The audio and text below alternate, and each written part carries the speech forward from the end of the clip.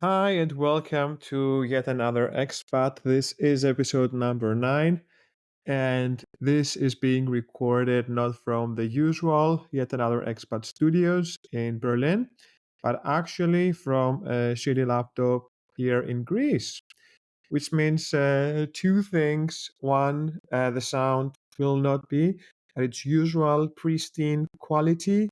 The content, of course, will be in its usual mediocre quality that you're used to. But yes, please excuse the sound. I'll do my best to bring some good editing there. And it also means that I guess technically this episode doesn't come from yet another expat because I'm home, baby. And I'm here for Easter, not your usual Easter, the Orthodox Easter, the one that comes a bit later and the one that we put a whole lamp and roast it around. Good luck explaining that to my almost nephews that are coming to visit from Germany.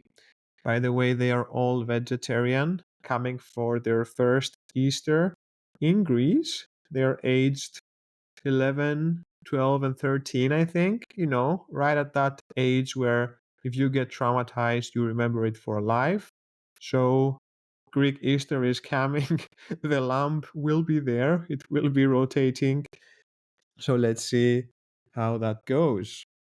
It won't be the weirdest thing they have to understand, as in the Greek Orthodox Easter, we also have things like the Holy Flame, which apparently has been a miracle performed for a few centuries, where we bring a flame that gets produced in Jerusalem in a very holy, sacred place under mysterious conditions. This is, by the way, totally true. It's how the Orthodox Greek Easter goes. There is a holy flame that comes out from a temple, a sacred temple in Jerusalem, and then they bring that flame here with an airplane paid by the Greek tax money and is also welcomed with the same ceremony that you do when head of a country visits. This is how we welcome that holy flame. And it comes here with a bunch of priests, and then it gets transported to every church in Greece, supposedly, and given out to everyone on the Saturday of Easter at midnight. If you're Greek, you know about all this. But if you're not, this is a very strange custom that we do. We go on Saturday, midnight, the time of the resurrection of Christ, with a big candle, not kindle, and we receive the holy flame from the priest precisely at midnight. It's very dramatic. The lights go off.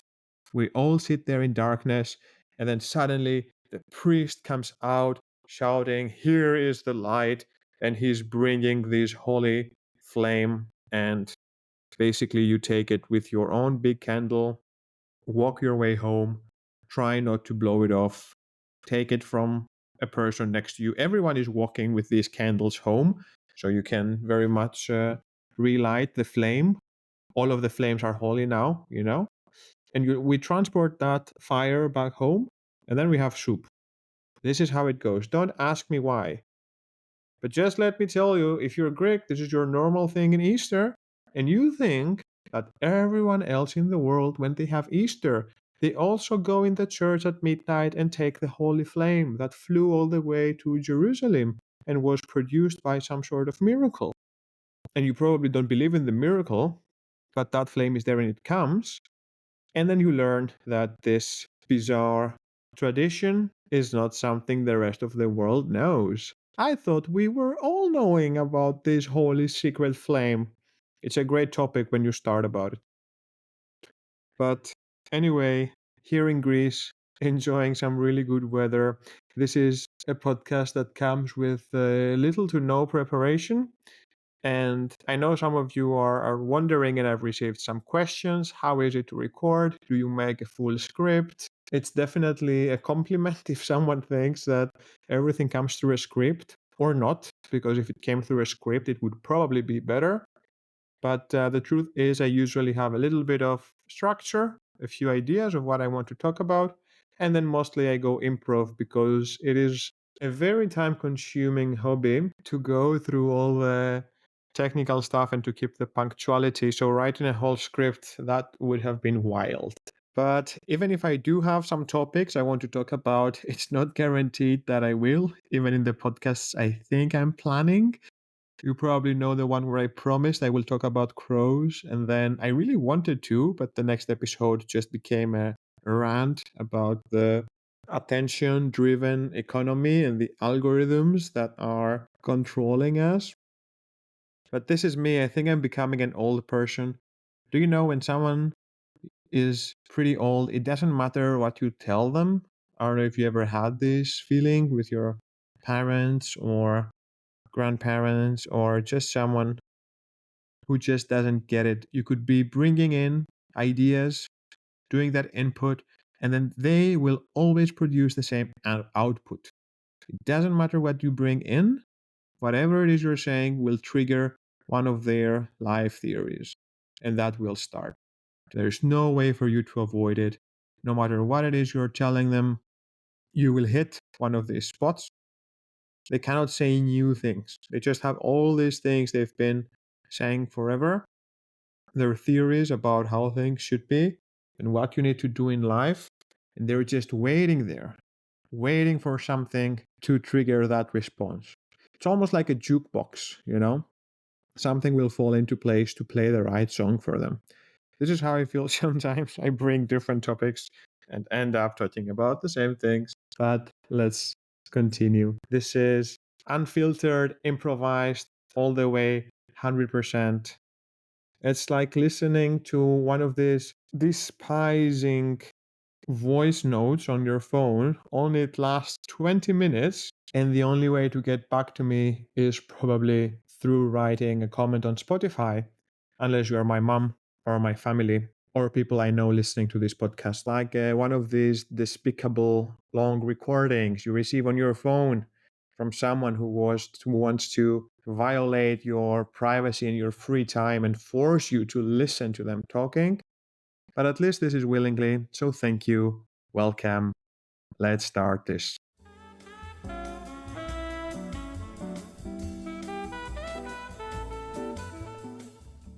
So I'm here in Greece. I took the plane to come. Don't have a railway to bring me, so sorry, environment. A tiny thought on airplanes.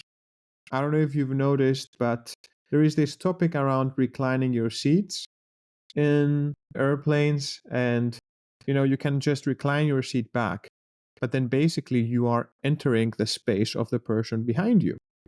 What if someone has a laptop or is trying to eat, and then you put your seat back for that extra space, fighting their space up, hurting their knees? But what if that person is you? What if you then also tilt your seat back? And this is almost a philosophical question. It hasn't been answered. Who does this space belong? The space that you occupy when you tilt your seat backwards. Because someone will say your seat is designed to lean backwards. So it is designed for you to take that space. So that space should belong to you. But then what if you're the one sitting there, and then your space gets invaded? The person in front of you just puts their seat in your face. The very limited space you have for your legs gets even less. What are you supposed to do? You either need to sit there and suffer, or you need to do the same. And I know this is a hot topic, I think not so much in Europe, but literally in the US, there are fights happening in the planes for people claiming that space back and forth, fighting together. And the airlines don't want to take a position because basically what happens is that you both have that space. The airlines is selling this space to both of you. If you think about the compartments and the plane and the centimeters, basically the airline is selling that space to both. Long story short, there is a device that you can buy and you can actually stop the seat in front of you from reclining and taking that space from you. It's called, I don't know how it's called, maybe a recliner stopper. And it's a small plastic thingy that you put on the seat in front of you. You put it there. It's like a small corner, and it even locks. It has its own key, a small key, almost like having a small lock, like a padlock. So you can have this too. It's very discreet. You can put these two corners, lock them in, and then the seat cannot lean backwards, which I find one of the best value for money, especially if you don't mind taking that argument. And I saw that this is a thing now. Some people travel with them and don't basically stop the ones in front of them from taking the seat back. Oh, I think it's called the knee protector or something like this. Has a very catchy name. I think it's called the knee protector because, if someone does this aggressively, like tilt the back of the seat backwards, it can hit your knees. And yes, this is one of the things that you can, if you're flying often and you have a problem with this and you don't mind causing a few moments of confusion or taking up an argument, then you can go all in and buy your knee protector. There are some airlines that are banning having this tiny thing. But I don't know how much they can ban you from having it. What are they going to do? Are they going to sue you? It has also this tiny key. So you basically, if you put it there, they cannot force you to open it. So this is one thing you can do with your money, which might be an interesting topic to talk about in this podcast. What are other high valuable items that you can have with little money? Some rumors say, and why do I have all this random knowledge sitting in my head? It's because I do. One item that you could buy is a stethoscope.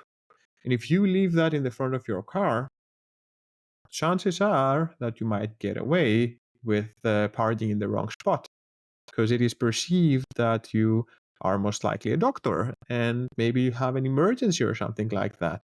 So if you like scams, having a stethoscope in your little closet in your car, in that compartment, may come handy at some point. Okay, buying small things that can take you a long way will be a big rabbit hole to go down to.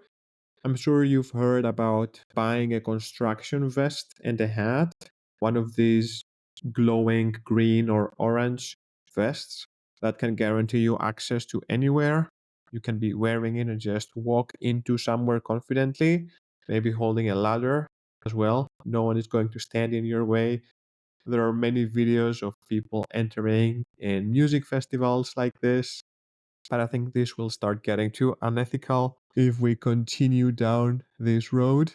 I think my favorite one were some people who bought, I think, a lot of garbage. Like they had 5 or 6 bags full of garbages, and they just went straight through a festival. And they said, "We are from this burger making stand. We ran out of baggage, so we need to go back in right away. There is, I don't know what they said. There's a big line, or they're waiting for us for making the burgers." And the security people were so surprised to see them coming in with all these garbages that they thought, okay, these people must be working there. Who else would think to come with a shit ton of garbages and try to pull this off? So, yes, getting creative and being bold is one way to go.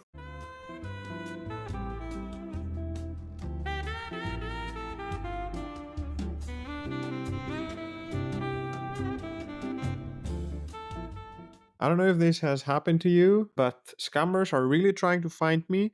I don't know what has been going on. I think it is a worldwide thing. There are numerous types of scams, from trying to, we all know the Prince of Nigeria sending these emails back in the day, different types of scams. Someone had an accident, you need to pay this amount of money.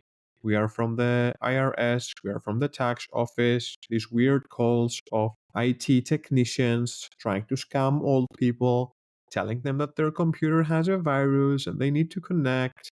And these things have been going on for some time. But there is new type of scamming that has emerged. Also, I think it was John Oliver who did a piece on them. Basically, they are people who reach out for something random, treating you with a message that is not supposed to come to you.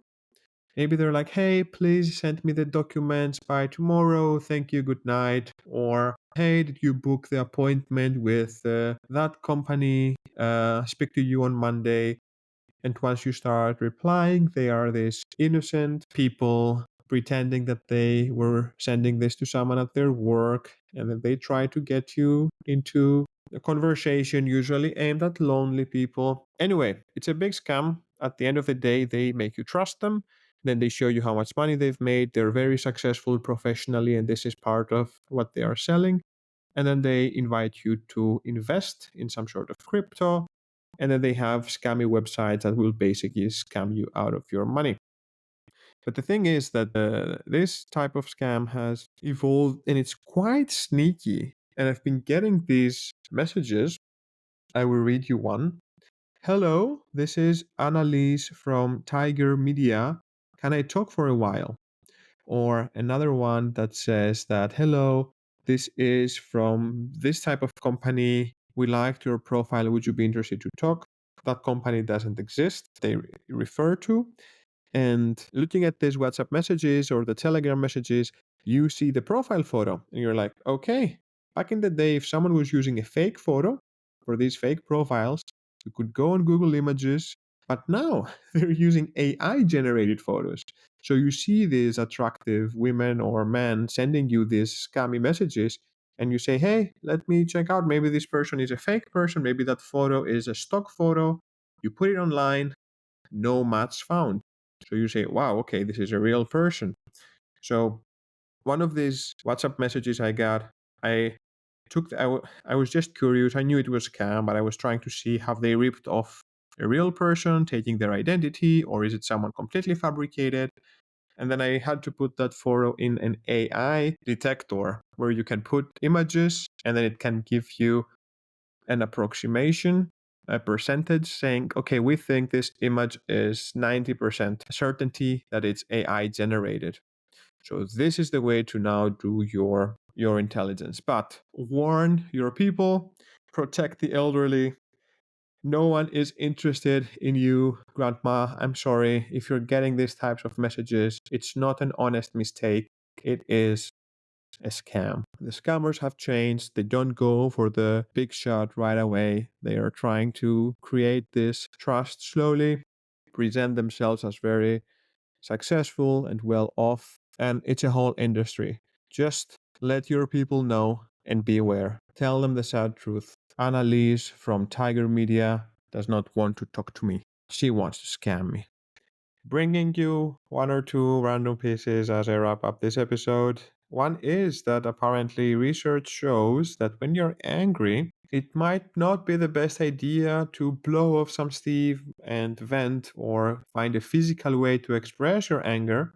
This is a belief that we have that you want to, when you're angry, you can go for a run, or there are even these rage rooms that you go there and smash it up, which I find a great idea. I tried to book one for a team event with my team, and they were all booked out. Imagine how popular they are. But apparently, research shows that actually trying to wind down and doing less instead of doing more is more effective to calm the nerves and get the body in a less angry state. So tough luck for all of these raised rooms. And I always thought I'm doing God's work when I'm there for my friends and colleagues to vent and just let it all out and bring it to me so they can relax. But apparently it's even better if you just keep quiet and meditate and do nothing. It sounds very counterintuitive, but there was some research done on this common belief that you need to exercise or to bring a physical aspect to release the anger. But actually, if you try to do the complete opposite, meditation and yoga and all of this, just calming down and winding down is having a more beneficial effect on the nerves and the tension. Although let's face it, if your blood is boiling, how It might be better for you to just meditate, but how easy is it to just say, you know what, I feel like murdering a few people right now, but I'll just put on some sounds of nature and try to calm down. I don't know what is your way of winding down, but for me, meditation, I usually use it as a way to find energy. So if I want to do something that I really procrastinate against, I find other more exciting things to do. Clean a little bit there, do some chores around the house. One of the things that work for me in resetting my reward centers in my head is just saying, okay, what I need to do, I know what I need to do, I know what I've been avoiding. Instead of doing something else, I'll just do nothing. I'll just sit here and do nothing until the next thing comes. And if you do that, this is an actual thing you could have if you have troubles focusing, you could put a chair in the middle of the room. And let's say you're at your desk, you don't want to work anymore, you want to do something else. You can go and sit in that chair where there is nothing and just wait. And your brain, it's a funny little thing. At some point, it will realize that there is nothing more interesting to do. And then the thing that you have been avoiding, that is the only thing you will let yourself do, right? If you're in that chair, you can just stay there as long as you want, or you can do the thing you've been avoiding. Through this beautiful brain magic, at some point, the thing you've been avoiding will be now a desirable state. And your brain will say, you know what? You remember that thing we really didn't want to do. Now, I've been sitting in this chair, thinking about it for some time, and I actually think it might be a good idea. How about we try it out? Now, why did this podcast finish like this? Why am I bringing you some life coaching in? Could it be that a side game of this podcast is to drink a shot every time I say dopamine? Could be. In any case, it's time for me to wind down. Thanks for listening to one more episode. If you've made it this far and you haven't reviewed the podcast, consider writing a review, giving it 5 stars. It is close to getting 10 reviews. So that would be a more satisfying number than the current 9. I wish you all a great Easter for those who didn't have it yet. My Orthodox brothers and sisters, eat a lot of majiritsa if you are into that type of thing. I wish you win all of the egg cracking contests you enter. I wish you get the holy light or not. If you go to the church with your big candles, remember, some people are using hairspray and their hair can catch fire quite easily. So don't squish too much trying to get that super holy light first. You can get it a bit later. If you want a cool gift for your friends, buy them a reclining seat stopper and tell your grandparents that the messages in their WhatsApp and Telegram is probably a scam to get that money. And if anyone should be getting that elderly money, it's you. So make sure you do that. Okay, have a good one. See you next week. Ciao.